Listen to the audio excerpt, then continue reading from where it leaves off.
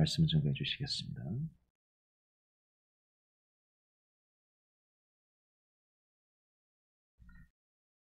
우리 함께 인사하겠습니다. 우리 하나님의 기뻐하시는 예배자가 됩시다 하고 인사하겠습니다. 네. 하나님이 기뻐하시는 예배자가 되시기를 기도합니다. 오늘 말씀을 이렇게 보면서 준비하면서 그 중요한 배경적인 단어를 한번 생각해 보았습니다. 지금 이 시대가 어떤 시대인가 라고 하면서 지난주에도 약간 예배적인 부분에 대해서 여러분들에게 말씀을 드렸는데요. 오늘도 이렇게 말씀을 보면서 예배적인 부분을 여러분들과 함께 나누어야 되겠다라는 생각이 들었습니다. 먼저 배경적인 단어가 하나 보이는데요. 1절과 2절에 반복된 그 하나의 단어가 있습니다. 음행이라는 단어도 반복되어져 있지만 배경적인 것을 설명하고자 하는 것은요, 이 바로 타작마당이라는 겁니다. 이 타작마당 하면 여러분들이 어떤 생각이 드십니까?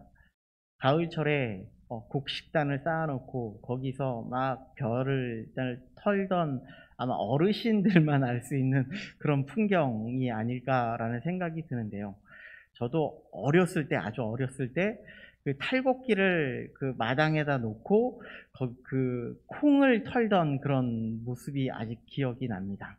저도 한번 해보고 싶어서 거기에 막 이렇게 댔던 기억이 나는데요. 이렇게 타작마당 하면 곡식을 터는 그런 모습을 우리는 상상해 볼 수 있다는 것이죠. 그리고 또 한 가지 이것을 준비하면서 이 타작마당이라고 하니까 좀 생각한 한 부분이 누구를 생각했냐면 다윗이 번제를 드리기 위해서 아우라나의 타작마당을 산 그런 기억이 났습니다. 타작마당을 샀을 때 이 아우라나가 이렇게 이야기하는 것을 볼 수가 있습니다. 원하건대 주 왕은 좋게 여기시는 대로 취하여 드리소서라고 하면서 번제에 대하여는 소가 있고 뗄나무에 대하여는 마당질하는 도구와 소의 멍에가 있나이다 라고 하면서 이 소와 멍에를 아무런 대가 없이 하나님 앞에 드리겠습니다 라고 하는 이 아우라나의 이런 고백이 있었습니다. 그런데 다윗은 그것을 그냥 받아가지고 좋아요, 내가 이것을 그냥 하나님 앞에 드리죠 라고 한 것이 아니라 이렇게 이야기합니다. 그렇지 아니하다. 내가 값을 주고 내게 하리라. 값 없이는 내 하나님 여호와께 번제를 드리지 아니하리라 라고 말하는 것을 볼 수가 있습니다. 하나님 앞에 드리는 것, 내가 허투루 그냥 공짜로 얻었기 때문에 내가 하나님 앞에 드리고 싶은 마음이 없습니다 라는 그런 표현입니다. 제가 요즘 다음 주부터 주일학교를 담당을 하게 됐습니다. 유초동부를 담당하게 되었습니다. 그런데 너무 힘들어요. 한 12년 만에 다시 유초동부를 이렇게 맡아가지고 요즘 계속 찬양도 좀 듣기도 하고 좀 어떻게 해야 될까 고민을 좀 하면서 이렇게 준비하는 중에 봉헌송이 좀 마음에 좀 많이 와닿습니다. 그 가사가 이렇습니다. 정성 없이 드리는 것 아니죠. 아낌없이 드릴래요. 나의 마음과 정성 다해 주님께 즐거이 헌신해요. 이런 찬양의 가사였습니다. 우리가 드리는 모든 예배는 마음과 정성을 다해서 하나님께 드리는 예배가 되어야 됩니다. 즐거운 마음으로, 헌신하는 마음으로 하나님께 기쁨으로 드리는 그런 예배가 되어야 합니다. 이런 찬양의 가사를 이 헌금송, 봉헌송에 이렇게 나타나는 것을 볼 수가 있습니다. 그런데 이스라엘 백성들은요, 정말 하나님 앞에 이런 예배를 드리지 못했다는 거예요. 하나님 앞에 마음과 정성을 다하여서 주님 앞에 드려지는 그런 예배가 되어야 함에도 불구하고, 기쁨으로 하나님 앞에 드려지는 그런 예배가 되어야 함에도 불구하고 그런 예배를 드리지 못했다는 거예요. 그런 드리지 못하는 그런 모습이 지금 그들의 예배를 어떻게 표현하고 있는가? 1절에 보니까 이방 사람처럼 기뻐 뛰놀고 음행의 값을 좋아하여 딱 이렇게 표현하고 있다는 것이죠. 이스라엘 백성들의 이 타작마당이라는 이 의미 속에는요, 두 가지 의미가 담겨져 있습니다. 아까 처음에 말씀드렸듯이 곡식을 이렇게 추수하여서 그 곡식을 터는 그런 마당을 가지고 가리키는 이 추수의 기쁨을 누리는 장소가 바로 이 타작마당이라는 의미 속에 담겨져 있고요. 또 한 가지는요, 하나님께 예배드리기 위해서 드리는 제단의 의미가 이 타작마당에 있었습니다. 처음에 말씀드렸죠. 다윗이 이 타작마당을 사서 하나님께 예배드렸듯이 이때 당시에는 하나님 앞에 예배드리게 해서 제단을 쌓기 위해서 이런 곳을 하나님 앞에 제단을 쌓고 하나님 앞에 예배를 드리는 장소가 되었다라고 말하고 있는 것이죠. 그런데 북이스라엘이 우상의 제단을 만들어서 이런 하나님 앞에 온전히 드려지는 예배의 장소가 아니라 하나님 앞에 불법적인 행위를 하면서 하나님 앞에 예배드리는 장소가 되어진 것입니다. 예배를 드리기 위해서 이스라엘 백성들이 예루살렘으로 내려가서 절기마다 내려가서 하나님 앞에 예배를 드리고 하나님 앞에 영광을 돌리는 그런 삶을 살아야 함에도 불구하고 그들의 삶 속에는 그런 예배의 생활이 지금 못 지켜지는 그런 일이 발생되는 일이 되었다는 것입니다. 자, 그러면 그 예배를 드리기 위해서 그 내려가는 그 예배가 어떤 예배였는지 혹시 기억하십니까? 이스라엘의 3대 절기하면 여러분들 기억하실 것 같은데요. 유월절 하면 무엇과 같은 거냐면 무교절과 같은 그런 의미입니다. 유월절을 지키고 무교절과 같은 의미인데요. 또한 두 번째는요, 맥주절을 이야기합니다. 우리는 흔히 알기로 오순절이라고 이야기를 많이 들어보셨을 겁니다. 세 번째는요, 수장절이라는 말을 표현합니다. 이것이 이스라엘의 3대 절기입니다. 우리나라는 설날, 있죠? 추석. 이 두 날이 가장 좋은가? 보름도 큰 절기인가요? 이것을 지키잖아요. 이스라엘 백성들도 이 절기를 지키는 겁니다. 유월절을 지키고 맥주절을 지키고 이 수장절을 지키기 위해서 이스라엘 백성들이 예루살렘으로 달려가고 그곳에서 기쁨의 이 예배를 하나님 앞에 드리고 축제의 날을 즐기는 날이 바로 이 날이었다는 거예요. 이 세 날을 즐기는 날이었다는 겁니다. 그런데 이 세 절기의 특징이 있습니다. 어떤 특징이 있는가? 유월절은요, 보리를 추수하기 시작할 때 이것이 시작된다는 거예요. 첫 수확의 기쁨이 얼마나 기쁜지 하나님 앞에 영광 돌리면서 드리는 제사, 바로 유월절에 드려지는 제사였습니다. 두 번째, 이 맥주절은요, 아마 이 보리 추수가 대략 한 50일 정도에 걸쳐서 이 추수가 이루어진 것 같아요. 이 맥주절은 그래서 이 보리 추수가 다 끝나고 나면 드려지는 제사가 바로 이 맥주절이었다는 것입니다. 축제였다는 것입니다. 그리고 이 수장절은요, 우리나라로 따지면 이 모든 추수를 다 마치는 시기이겠죠. 그래서 추석 같은 날이 바로 이 수장절과 같은 날이었습니다. 혹시 여기에 공통점은 무엇일까요? 퀴즈입니다. 맞춰보십시오. 자, 유월절, 맥주절, 수장절의 공통점은 무엇일까요? 하나님께 제사. 네, 하나님께 제사인데요. 무엇을 가지고 제사를 하냐면요, 추수한 곡식을 하나님 앞에 드려지는 제사였다라는 것이 다 이 세 가지의 공통점입니다. 모두 추수와 관련된 그런 절기라는 것이죠.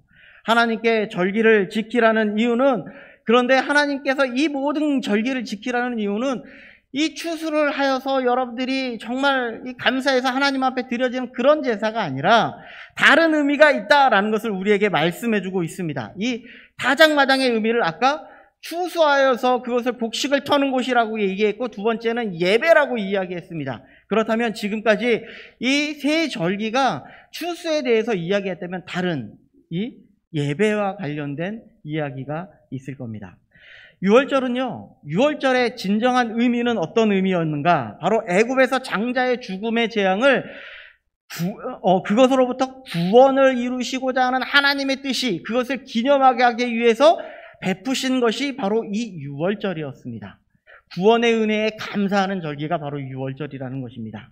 두 번째는요, 이 맥주절은요, 출애굽하고 난 이후에 이 이스라엘 백성들이 이 어디에 머물렀었냐면 시내산에 머물렀습니다. 시내산에 머물러서 이 모세가 시내산에 올라가 가지고 하나님의 계명을 받고 내려오죠.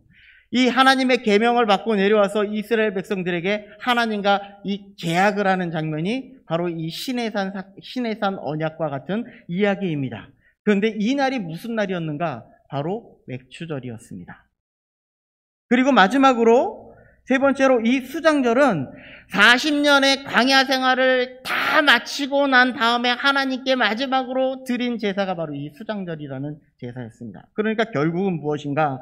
40년 동안 하나님께서 우리를 지켜주시고 보호해주시고 이끌어주신 그 하나님 너무나 감사해서 하나님 이렇게 감사하고 우리를 구원해주시고 보살펴주신 그 은혜가 너무나 감사해서 하나님 앞에 드려지는 제사가 바로 이 제사였다는 겁니다. 수장절이었다는 겁니다. 세계의 의미를 찾아보면 하나님께서 보호하시고 하나님께서 구원해 주시고 하나님께서 우리를 백성 삼아 주신 것에 너무나 감사해서 하나님 앞에 드려지는 날이 바로 이 유월절, 맥추절, 이 수장절이라는 절기다라고 말씀하고 있는 것이죠.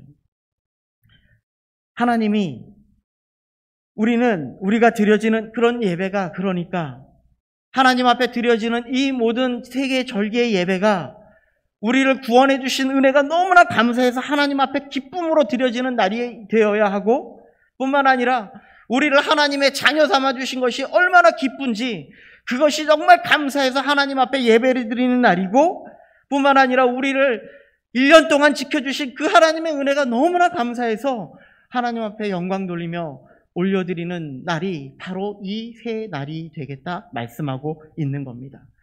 그러니까 이 날은 정말 우리의 온 마음과 정성을 다해서 기쁨으로 하나님 앞에 나아가고 우리가 정말 하나님의 자녀답게 하나님의 구원의 은혜에 감사하면서 드려지는 그런 예배가 되어야 하는 것이 바로 이 날이었습니다. 그런데 지금 이스라엘 백성들의 모습은 구원의 기쁨이 아니라 이방 백성들의 모습을 따라서 기뻐하고 있고요. 그리고 그런 하나님 앞에 드려지는 예배와 전혀 다른 예배를 드리고 있는 모습을 볼 수 있다는 것이죠. 그들은 어린 양의 피로서 구원의 기쁨을 누려야 함에도 불구하고 그렇지 못했고요. 하나님의 말씀을 받고 언약 백성이 되었음에도 불구하고 그렇지 못했고요.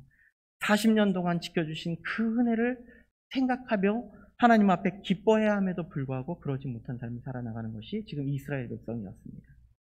그들은 단지 출세의 기쁨만 즐기는 그런 모습, 그냥 자기 자신의 생각대로 드려지는 그런 예배가 되고 있는 것이 지금 오늘 이 모습이라고 말씀하고 있는 겁니다. 그런 예배가 그들은 이방 사람처럼 기뻐 뛰노는 모습이라고 이렇게 표현하고 있는 겁니다. 자기를 지켜주시고 이끌어주시는 분이 하나님이 아니라 바알이 우리에게 축복을 내려주셔서 바알의 풍성함이 이런 기쁨을 우리에 누리는 거야 라고 말하고 있는 이스라엘 백성이라는 것이죠. 그것을 어떻게 표현하고 있냐면 1절 끝절에 음행의 값을 좋아하였더라 이렇게 표현하고 있다는 것입니다.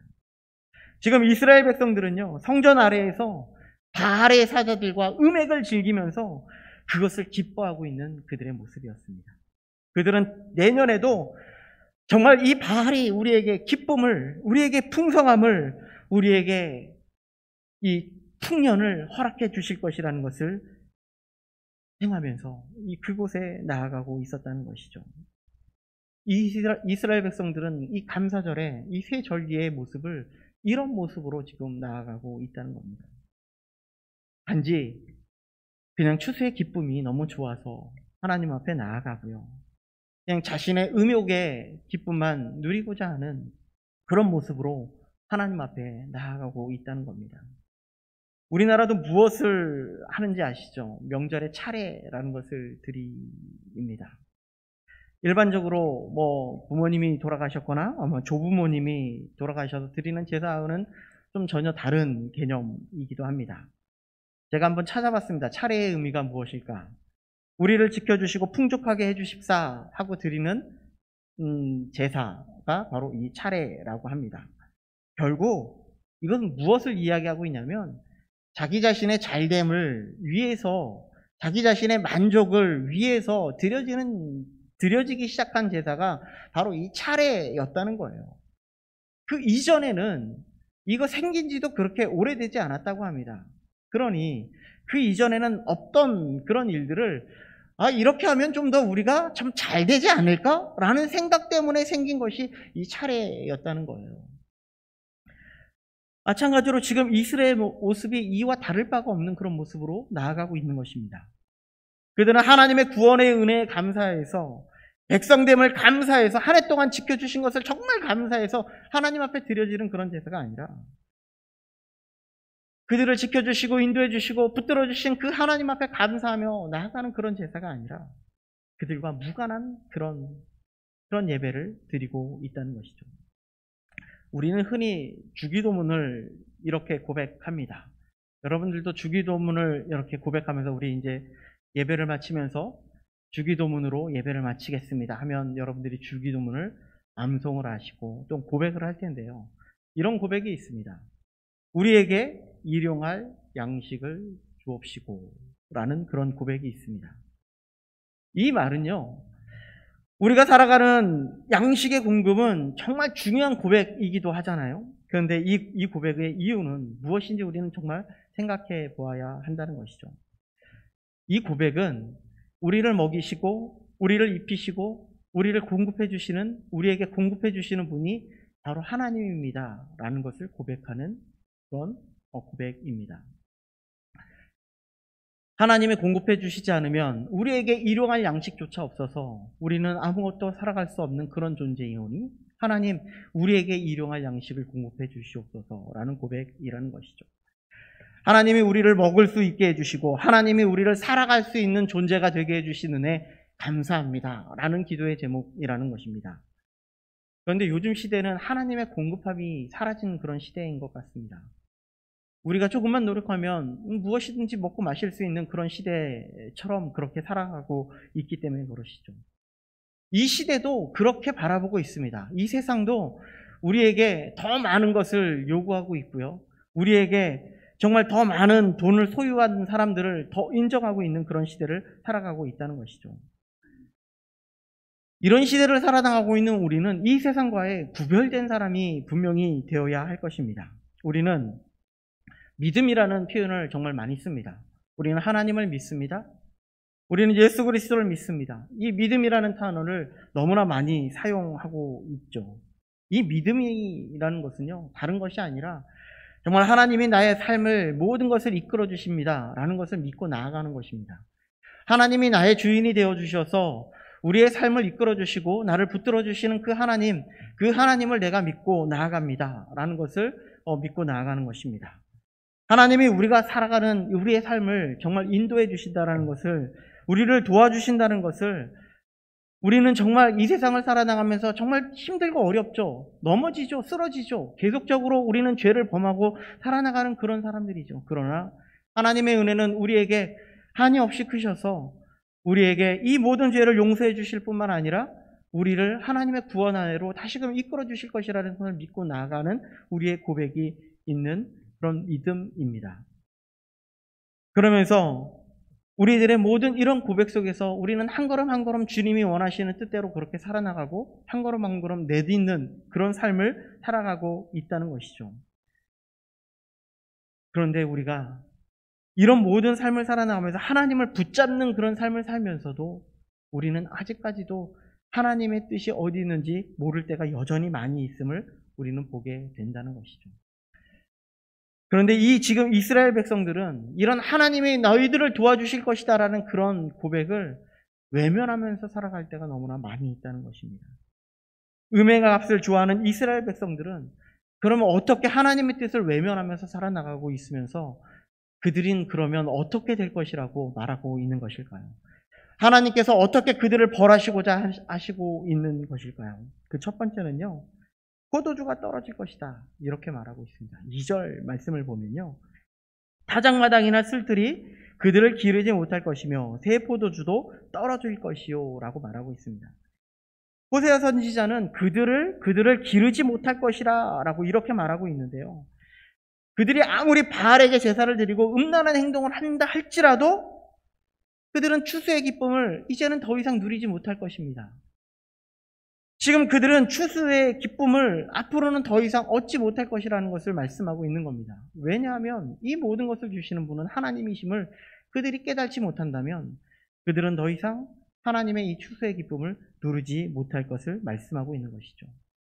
그들이 왜 그들이 존재하는지를 알지 못하면, 그들이 왜 그 땅 가운데에 있는지를 알지 못하면 그들은 하나님의 기쁨에 그런 참여할 수 없는 그런 자들이 됨을 말씀하고 있는 겁니다.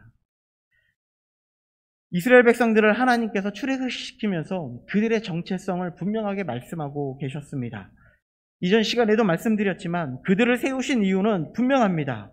내 소유가 되게 해주실 것이고 제사장 나라가 되게 해주실 것이고 거룩한 백성이 되게 하고자 하는 하나님의 뜻이 있음을 말씀하고 있다는 것이죠. 만약에 하나님의 백성과 세상의 백성의 차이가 없다면 그들을 부를 이유조차가 없습니다. 그들이 이 세상 가운데 존재할 그 존재 자체가 필요 없게 된다는 것, 말씀을 하고 있다는 것입니다. 하나님이 그들과 약속할 의미가 없죠. 계명을 주실 의미가 없습니다.